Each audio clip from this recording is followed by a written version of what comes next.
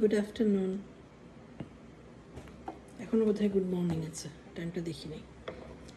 আচ্ছা, আজকে আমি মাছের একটা কাটলেট বানাচ্ছি, তো ভাবলাম তোমাদের সাথে শেয়ার করি।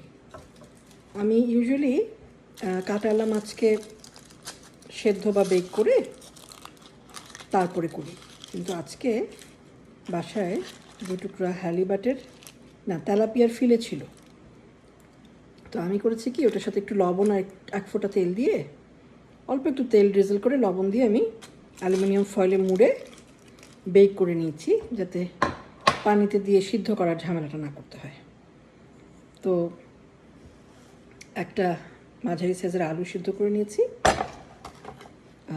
এটার সাথে সমস্ত পেঁয়াজ, কাঁচামরিচ, পার্সলি, তারপরে রসুন, আদার টুকরা, লেবু, সব কিছু, red pepper flakes, lemon pepper seasoning এটা আছে দেখি শেষ করে ফেলার জন্য দিতে যাচ্ছি, নাহলে নট নেসেসারি দিতে হবে, কিন্তু গোলমরিচ দেবো, গোলমরিচটা দরকার দেওয়া, সেই জন্য মিক্স করবো। আর একটু লাগবে রুটির গুঁড়া, যেটা আমি একটু করে নিচ্ছি।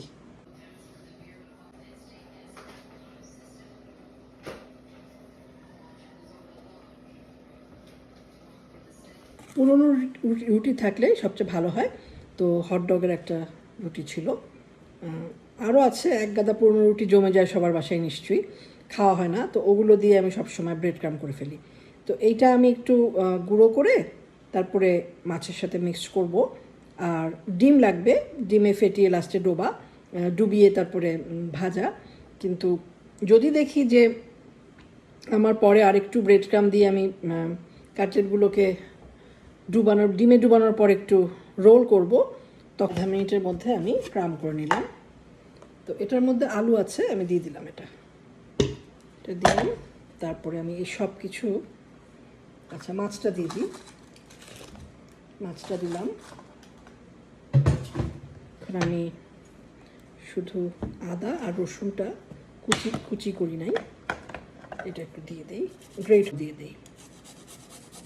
তবে আজকে আমি একটু গ্রেট করে দিচ্ছি, আজকে সময় আছে। এখন আমি একটু গার্লিক পাউডার দিচ্ছি সামান্য,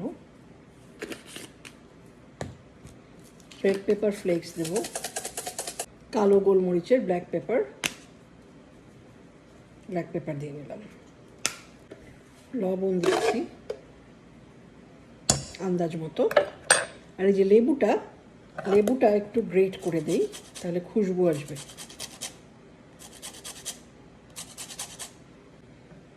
আমি এখানে পেঁয়াজ কুচি,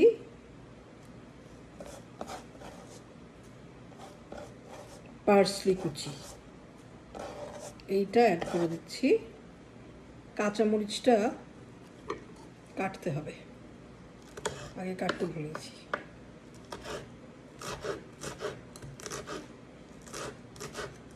একটু ঝাল হবে, কাঁচামরিচটা যার ইচ্ছা মতো দিয়ে নিও। আচ্ছা, এখন আমি ভালো করে এটা মাখাবো, মাছ, আলু, রুটি।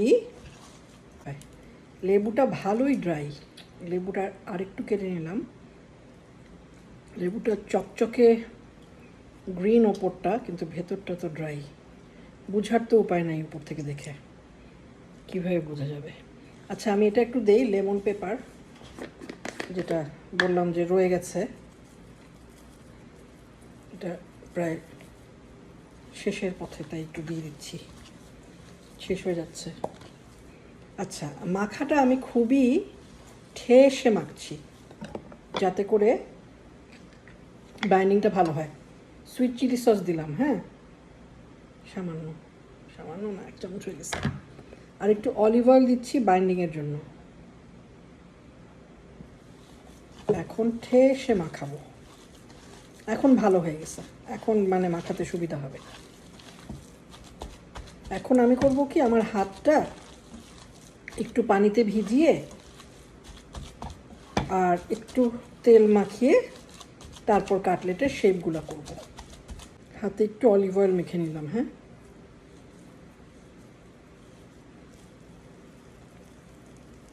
এই কাটলেটটা অনেক সময় হয় কি যে আমরা ফিলে মাছ যদি কিনে আনি, ফিলে মাছ যদি বেশ কিছুদিন ফ্রিজে থাকে তাহলে কিন্তু ফ্রোজেন ফিলে কিনলে পরে ফ্রোজেন ফিলেটা তো এমনি দোকানে বেশ অনেক দিন হয়তো থাকে, তারপরে কতদিন ফ্রোজেন আছে আমরা জানি না দোকান থেকে কিনলে।